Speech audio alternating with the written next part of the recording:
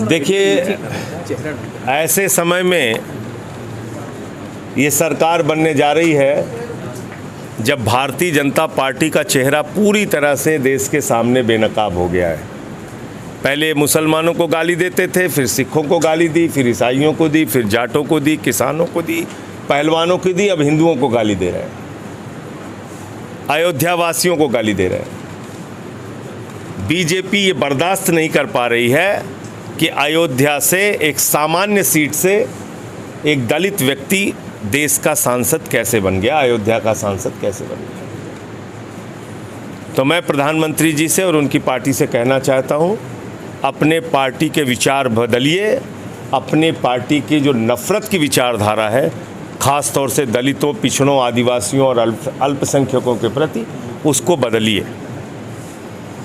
सरकार जो बनने जा रही है, ये 6 महीने से लेकर साल भर तक इसकी आयु है, इससे ज़्यादा ये सरकार नहीं चलेगी।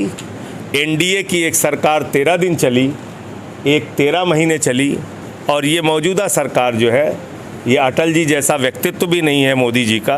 तो मैं समझता हूँ कि ये 1 साल के अंदर ही, 6 महीने से 1 साल के अंदर ही ये सरकार गिर जाएगी, क्योंकि जो अपेक्षाएं इनके घटक दलों ने इनसे पाल रखी है, ये वैसा कुछ करने वाले नहीं हैं, और इनका जो रवैया है पार्टियों के तोड़ फोड़ का, उससे ये बाज नहीं आएंगे, ये राजनीतिक दलों को तोड़ेंगे। और इसलिए मैं टीडीपी और जेडीयू से कहना चाहता हूँ कि स्पीकर अपना बना लेना, वरना आपकी पार्टी के कितने सांसद टूट के इनके साथ मिलेंगे, इसका कोई भरोसा नहीं है, जिसके लिए अमित शाह और मोदी जी जाने जाते हैं। दूसरा विषय है, नीट के एग्ज़ाम में जो घोटाला और घपला हुआ है, उसकी जांच होनी चाहिए, और जो लोग उसमें जिम्मेदार हैं उनके खिलाफ कार्रवाई होनी चाहिए, सख्त से सख्त। 24 लाख बच्चों का भविष्य बर्बाद हुआ है इसमें।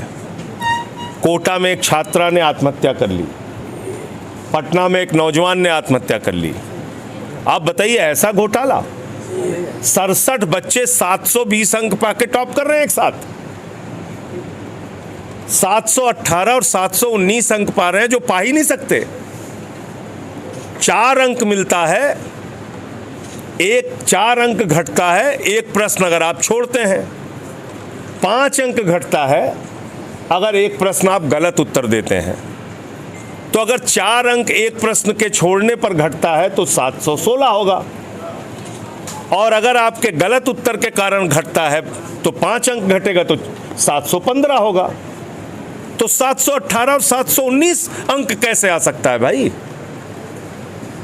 ये बहुत बड़ा भ्रष्टाचार है, नीट का एग्ज़ाम जो गड़बड़ी की गई है। तो आम आदमी पार्टी इसमें 11 तारीख को पूरे उत्तर प्रदेश में आंदोलन और प्रदर्शन करेगी। दूसरा, अयोध्या वासियों को जो गालियां दी जा रही हैं, हम उसका विरोध करते हैं। प्रभु श्री राम के अपमान का उत्तर प्रदेश की जनता ने बदला लिया है। अयोध्या हारे, प्रयागराज हारे, कौशाम्बी हारे, चित्रकूट हारे, रामपुर हारे, सीतापुर हारे, कुशभवनपुर हारे, प्रतापगढ़ हारे, रायबरेली हारे, अमेठी हारे। एक राम पथ गमन मार्ग बना है, आप लोगों को पता होगा। वो राम पथ गमन मार्ग से प्रभु श्री राम ने इनको साफ कर दिया, बोले हट जाओ यहाँ से। और क्यों हटा दिया? क्योंकि इन्होंने गाना बनाया, जो राम को लाए हैं हम उनको लाएंगे। प्रभु श्री राम ने कहा, इतना अहंकार, तुम राम को लेके आए हो? अरे राम तुमको लेके आए हैं, और राम जब चाहेंगे तो तुम विदा हो जाओगे। ये संकेत दिया है प्रभु श्री राम ने। जो आज इलाहाबाद विश्वविद्यालय के छात्रों के साथ हो रहा है, वो हिटलर शाही का उदाहरण है।